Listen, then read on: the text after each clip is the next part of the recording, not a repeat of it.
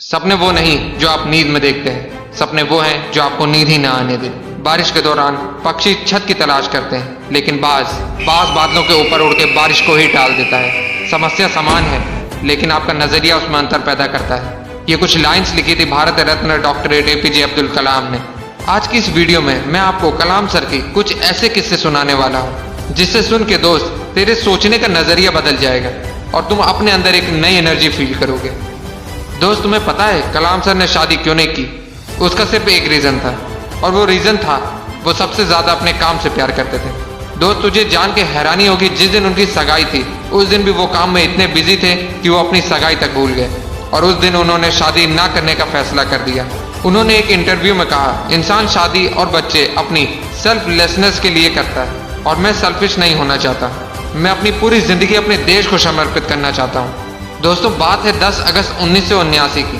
19 साल की मेहनत, 23 मीटर लंबा SLV-3 रॉकेट 17 टन की वजन लेके 7:58 पे आसमान में उड़ गया। ये रॉकेट 4 स्टेज में था, और ये रॉकेट सिर्फ रॉकेट नहीं था, ये सपना था उन तमाम लोगों का जो इस प्रोजेक्ट में शामिल थे, और इस प्रोजेक्ट के डायरेक्टर थे कलाम सर।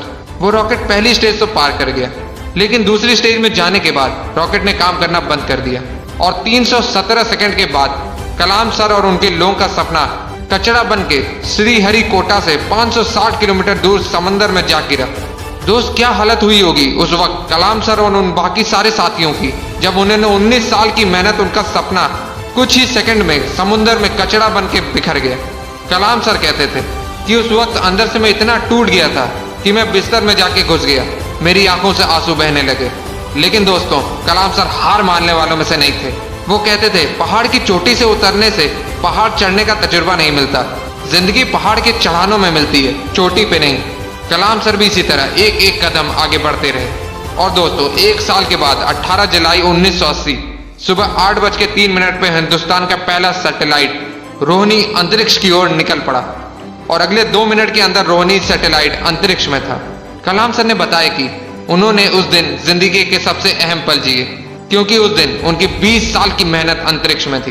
दोस्त, उस दिन हमारा देश उन चंद मुल्कों में शामिल हो गया जिसके पास सैटेलाइट लॉन्च करने की ताकत थी। ये सब कुछ हो पाया एक इंसान की मेहनत, उनके नेवर गिव अप एटीट्यूड की बदौलत। दोस्त, जब कलाम सर को राष्ट्रपति चुना गया तो उनका स्वागत जोरों शोरों से किया गया।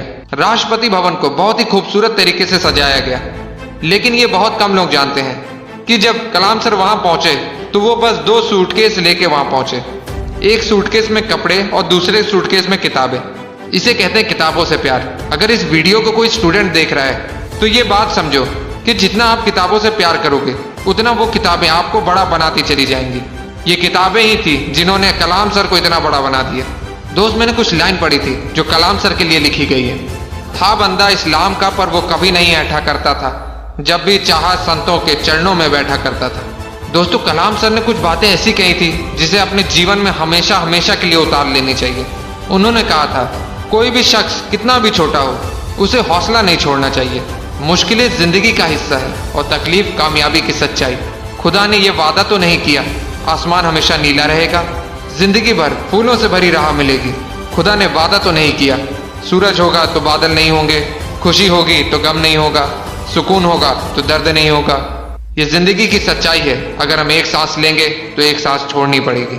अगर कुछ हासिल करना है तो कुछ खोना भी पड़ेगा दोस्त। इसलिए अगर सूरज की तरह चमकना चाहते हो तो सूरज की तरह जलना सीखो।